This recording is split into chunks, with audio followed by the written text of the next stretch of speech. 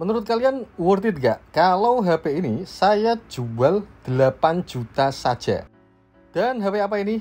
Ya betul, ini adalah iPhone 13 Pro versi 128GB. Dan sebagai bahan informasi, HP ini launching pada tahun 2021 ya. Artinya umurnya sudah 3 tahun cuy. Dan pada saat itu harganya 18,5 juta coy. Tapi sekarang saya jual HP ini hanya di harga 8 juta. Unit inter, fungsi normal, fisik sangat mulus. Untuk kelengkapan box dan kabelnya OEM ya. Dan ada alasan kenapa saya jual dengan harga yang lebih murah dibandingkan dengan harga pasar. Alah, pasti unitnya rekondisi. Tentu bukan, karena semua part oli, tidak ada riwayat pergantian. Untuk sinyal aktif, hanya saja belum permanen ya. Dan untuk kondisi baterainya masih sangat prima sekali, 100% cuy. Asumsi saya, kemungkinan baterainya pernah diganti. Secara umurnya sudah 3 tahun ya, nggak mungkin lah baterainya 100%. Dan berikut adalah alasan mengapa saya menjual HP ini di bawah harga pasar. Yaitu ini adalah HP Inter dengan jenis SIM lock. Kalian tahu apa itu SIM lock? Kalau kalian buka di pengaturan, ada tulisan SIM dikunci. Artinya, tidak semua SIM bisa dipakai di HP ini. Tapi itu dulu sebelum ada metode terbaru ya. Karena sekarang ada metode eSIM tanam cuy. Alat itu berfungsi untuk membuka kunci SIM sehingga bisa dipakai oleh operator atau SIM lain. Hanya saja untuk menggunakan alat itu, kalian harus mengaktifkan roaming ya. Jadi tanpa mengaktifkan roaming tidak akan ada sinyal internet. Lalu apakah ngaruh ke fungsi? Enggak sama sekali. Fungsinya masih sama seperti iPhone yang beredar di pasaran. Biasanya eSIM nyeting dulu bang. Ini eSIM jenis terbaru. Tanpa menyeting sama sekali. Tinggal memasukkan kartu. Kemudian sinyal langsung on bisa dipakai. Untuk eSIM-nya sudah dipasang di dalam slot nano SIM. Sebagai bahan informasi, HP ini sudah saya gunakan kira-kira selama 1 minggu lebih lah. Dan tidak ada kendala sama sekali selama pemakaian. Semua fitur berfungsi dengan normal, termasuk fitur promotion atau refresh rate 120Hz nyala. Yang saya bingung untuk fitur promotion ini apakah bisa dimatikan ya coy? Atau memang defaultnya seperti ini? Begitu juga dengan fungsi dan fitur kameranya ya, tidak ada kendala, tidak ada masalah sama sekali, lancar jaya. Hasilnya bagus, mantap, bisa diandalkan di segala kondisi dan situasi. Satu hal yang saya suka dari HP iPhone dibandingkan dengan HP Android, kualitas kamera antara kamera utama dengan kamera ultrawide itu tidak terlalu berbeda. Kualitasnya hampir sama coy. Dan faktanya hasil kamera iPhone bukan yang terbaik coy. Android masih banyak yang jauh lebih baik daripada ini. Untuk kaitannya foto ya, bukan video. Tapi kalau soal urusan video udah jangan ditanya lagi lah, iPhone rajanya. Sayangnya untuk mode sinematik hanya support di 30 fps. Dan menurut saya hasilnya juga kurang begitu rapi. Oke, sekarang kita akan membahas soal fisiknya. Untuk kondisi fisik, kira-kira sekitar 95-98% lah. Jadi ada goresan di beberapa titik dan sangat minor sekali. Yang pasti tidak ada dent ya, aman sentosa, artinya unit tidak pernah jatuh, terbentur atau kepentok. Begitu juga untuk lensa kameranya, mulus tidak ada goresan cuy. Dan bagian belakang juga sama. Tutup belakang atau backdoor tidak ada goresan sama sekali.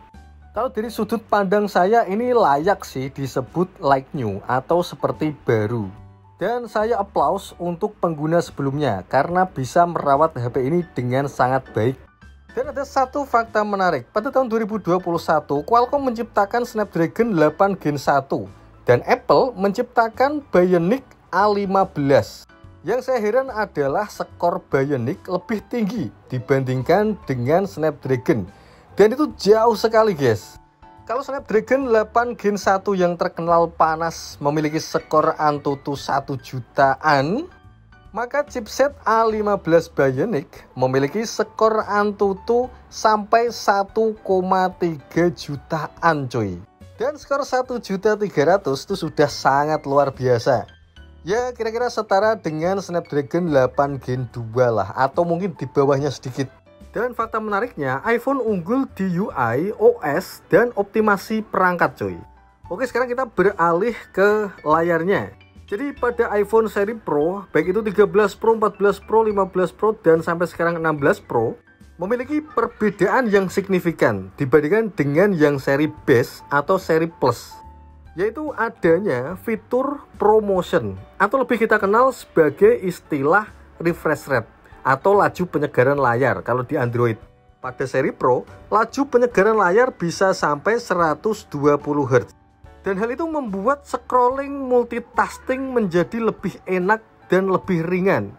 Dan sayangnya hal itu juga berpengaruh terhadap konsumsi daya baterai. Tapi kembali lagi, seboros-borosnya iPhone 13 Pro lebih boros iPhone 12 Pro coy. Kalau untuk kualitas layar ya kira-kira kurang lebih seperti itulah. Dari dulu sampai sekarang iPhone selalu menggunakan panel Super Retina OLED display. Untuk tampilan layar nyaman, adem, dan warnanya tidak terlalu berlebihan seperti HP Infinix coy. Oke, sekarang kita bahas soal kameranya. Perbedaan yang paling jelas dibandingkan pendahulunya iPhone 12 Pro adalah tonjolan pada kameranya dan juga ukuran bubanya yang sedikit lebih besar. Dan untuk seri iPhone 13 Pro ini ada 3 buah lensa kamera ditambah 1 sensor.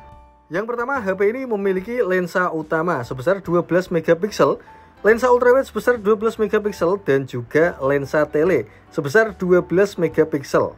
Dan masing-masing memiliki fungsi yang berbeda ya. Kemudian saya minta maaf ya, karena hari ini hujan, maka tidak ada sesi foto dan video bergerak. Kurang lebihnya kalian tahulah kualitas iPhone seperti apa. Yang pasti untuk hasil kamera, entah kenapa saya lebih suka dengan hasil kameranya iPhone 12 Pro. Di kesempatan yang lain akan coba saya compare antara iPhone 12 Pro dengan iPhone 13 Pro. Yang berfokus soal kamera tentu saja. Bagusnya seri Pro itu karena ada lensa tambahan optical zoom ya. Jadi untuk nge-shoot jarak jauh, itu hasilnya tetap terlihat jelas dan detail coy. Lalu bagaimana soal videonya? Untuk video tidak usah ditanyakan lah, iPhone rajanya, saya mengakui hal itu.